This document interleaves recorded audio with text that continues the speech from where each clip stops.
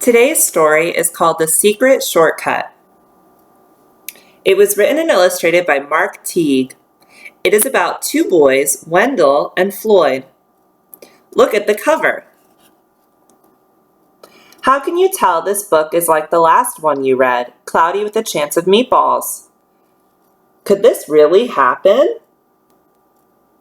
Wendell and Floyd are having trouble getting to school on time. Why might that be a problem for them? Let's read to find out if and how they solve their problem.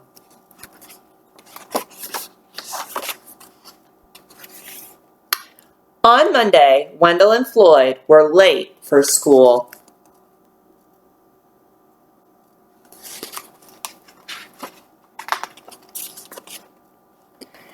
They had nearly been captured by space creatures, they told their teacher. Ridiculous, said Miss Gernstblatt, and she warned them not to let it happen again.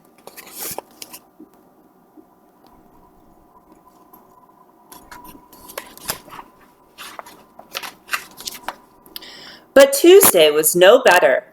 Pirates were loose in the neighborhood. It was sheer bad luck, Wendell and Floyd explained when they showed up late for school.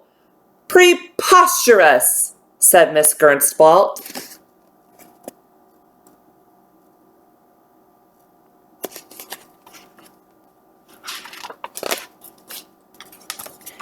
And on Wednesday, even though Wendell and Floyd left early, a plague of frogs made them late once again.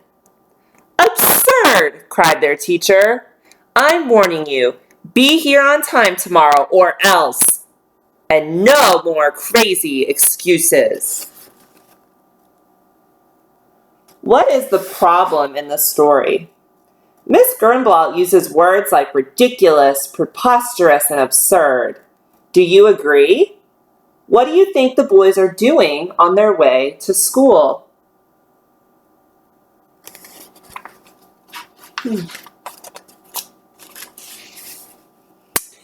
There's got to be a way to get to school on time, said Wendell. We'll just have to leave earlier.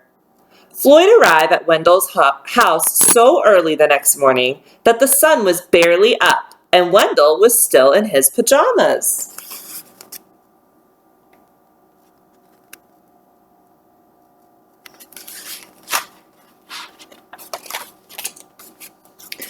I've got an idea, said Wendell, as he quickly got dressed.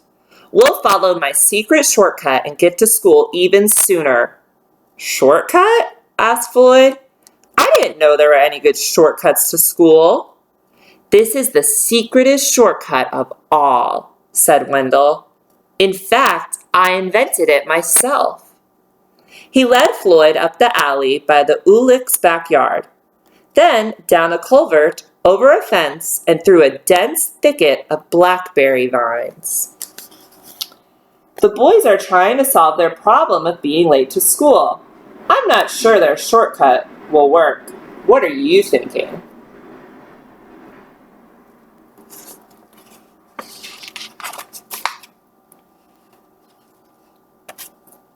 Then they scrambled over some boulders, down a steep bank, and across a narrow stream. This is some shortcut, said Floyd. Relax, said Wendell. We'll be there in a minute.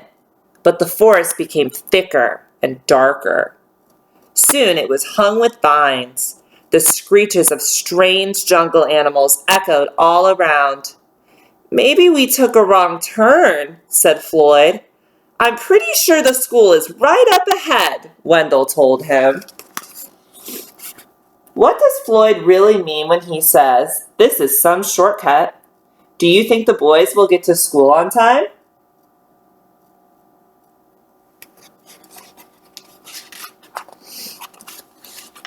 But the jungle only grew wilder, and when the boys finally came to a trail, it didn't lead straight to the school as they had hoped.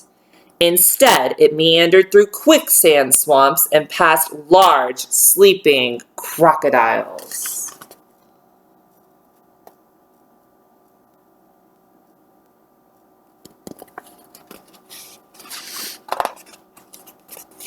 and across a deep, rocky gorge.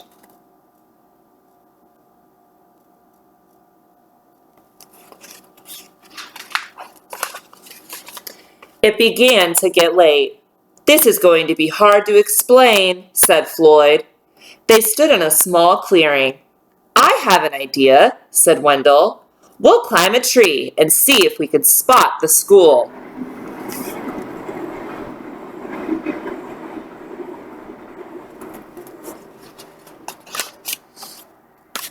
They chose the biggest, tallest tree they could find and climbed all the way to the top. "Do you see the school?" asked Wendell. "I don't even see the town," said Floyd. They watched some monkeys playing in the treetops. "I have another idea," said Wendell. "What is it?" asked Floyd. He was getting tired of Wendell's ideas. "We'll swing from these vines just like the monkeys," said Wendell. "That way we'll travel much faster." I wonder if swinging from the vine is a good idea.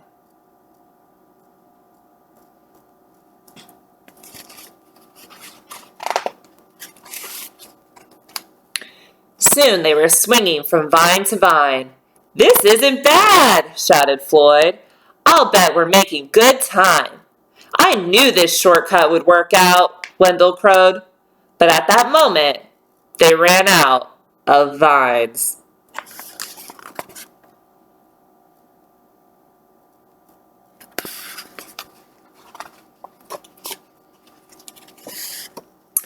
The boys landed, plop, plop, in a giant puddle of mud. "Now what do we do?" asked Floyd. "I don't know," said Wendell. "I'm out of ideas." They sat in the puddle and thought about all the trouble they were going to be in. "Mrs. Gernsplat will never believe this story," said Wendell. "It is sort of crazy," said Floyd. Just then, from far away, they heard a school bell ring.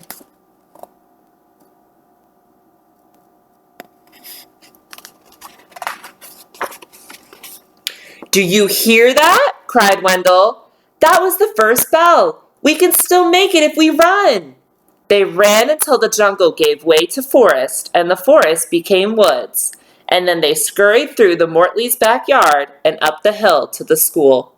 They flew through the door of Miss Gernsplat's room and landed squishily in their seats just as the late bell rang.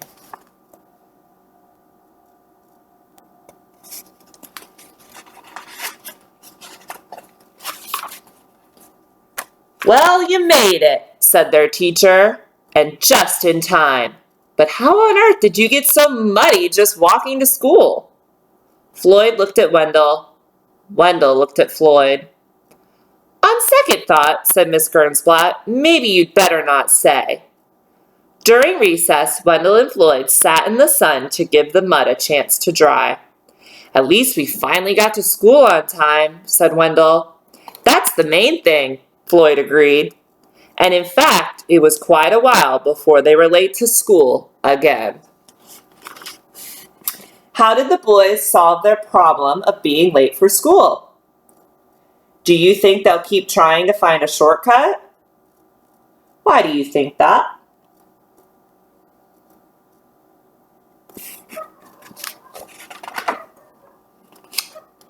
Even so, never did find a really good shortcut.